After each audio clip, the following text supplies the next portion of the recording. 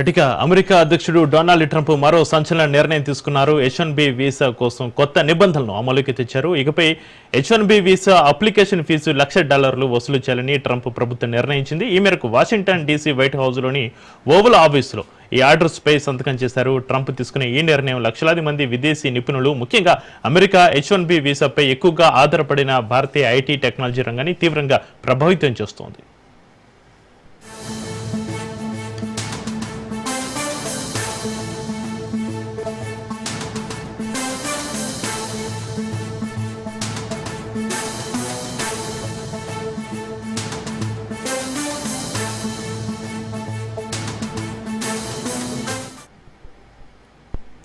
H1B వీసాలపై ప్రధాని మోడీ కీలక వ్యాఖ్యలు చేశారు. ఇతర దేశాలపై ఆధారపడమే అన్నిటికన్నా పెద్ద శత్రువు అంటూ కామెంట్స్ చేశారు. మనమంతా కలిసి శత్రువును జయించాల్సిన అవసరం ఎంతైనా ఉందన్నారు. విదేశాలపై ఆధారపడొద్దని తాను ఎప్పటి నుంచో చెబుతున్నానని తెలిపారు. విదేశాలపై ఎంతగా ఆధారపడితే మన దేశం అంతలా విఫలమవుతుందని చెప్పారు.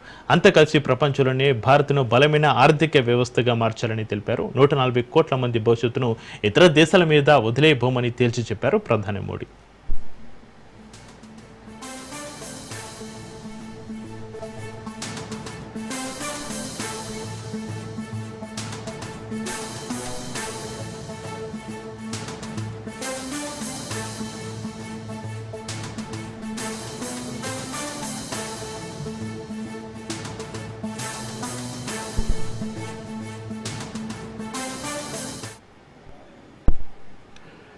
అమెరికా తీసుకున్న H1B వీసా ఫీజు పెంపు నిర్ణయం ఇప్పుడు భారత్లో రాజకీయ ప్రకంపనలు సృష్టిస్తుంది. ఈ పరిణామంపై లోక్సభ ప్రతిపక్ష నేత రాహుల్ గాంధీ ప్రధాని నరేంద్ర మోడీపై తీవ్రస్థాయిలో విరుచుపడ్డారు. భారత్కు ఒక బలహీన ప్రధాని ఉన్నారంటూ ఆయన ఘాటుగా విమర్శించారు. H1B వీసా ఫీజును $1,00,000 పెంచడం వల్ల అత్యధికంగా నష్టపోయేది భారతీయులేనని పేర్కొంటున్న ఒక వార్తా కథనాన్ని కూడా ఆయన తన పోస్టుకు జత చేశారు.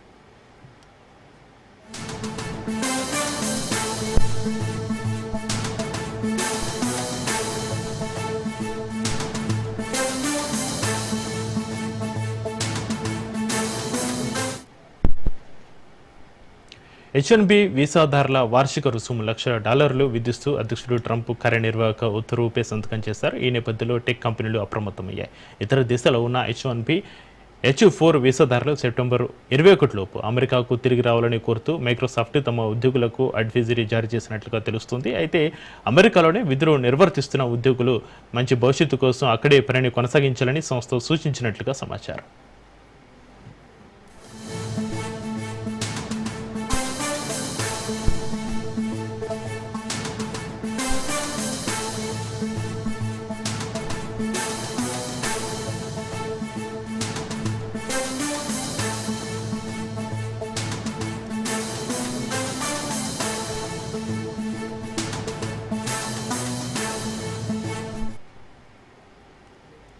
H1B వీసాపై ట్రంప్ ప్రకటన నేపథ్యంలో జూకర్బర్గ్ నేతృత్వంలోని టెక్ సంస్థ మెటా సైతం తమ ఉద్యోగులకు అడ్వైజరీ జారీ చేసింది. ట్రంప్ తీసుకున్న నిర్ణయంపై పూర్తి స్పష్టత వచ్చే వరకు కనీసం 2 వారాల పాటు అమెరికాలోని ఉద్యోగులు ఎక్కడికి వెళ్లొద్దని సూచించింది. ఇతర దేశాల్లో ఉన్న H1B, H4 వీసాదారులు 24 గంటలలోపు తిరిగి యూఎస్కు వచ్చేలా ఏర్పాట్లు చేసుకోవాలని కోరింది.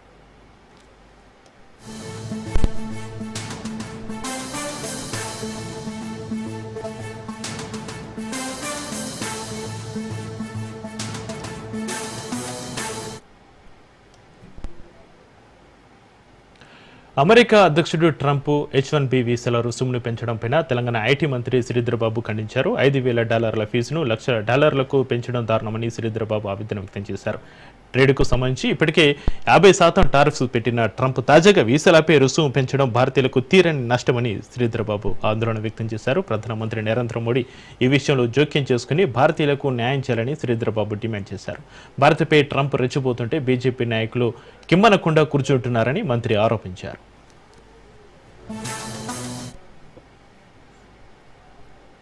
దిస్ ఇస్ నాట్ రెలివెంట్ ఈ టైంలో, ఈ సందర్భంలో. మన పిల్లలకు ఇబ్బందికరమైన పరిస్థితి వచ్చినప్పుడు దాని పరంగా తప్పకుండా సైలెంట్ గా ఉండొద్దు. ఎవరు కూడా వారు కూడా సైలెంట్ గా ఉండొద్దు. They have to talk.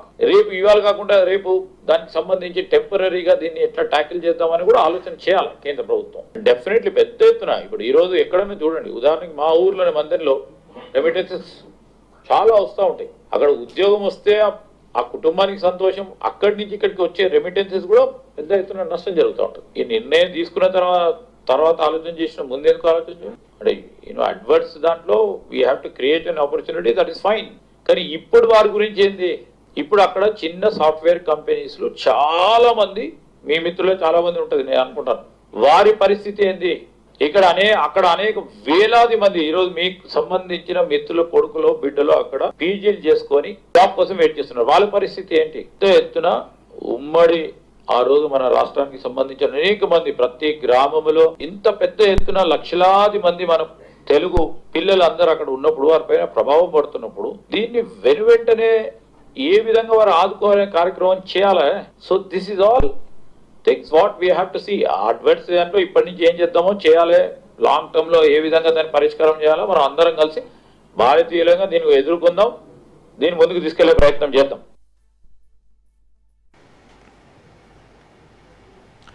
ఇక అమెరికా అధ్యక్షుడు ట్రంప్ H1B వీసాల రుసుమును పెంచడం పైన నేతల అభిప్రాయాలకు సంబంధించి మరింత సమాచారాన్ని మా ప్రతినిధి పవన్ లైవ్ లో అందిస్తారు. పవన్,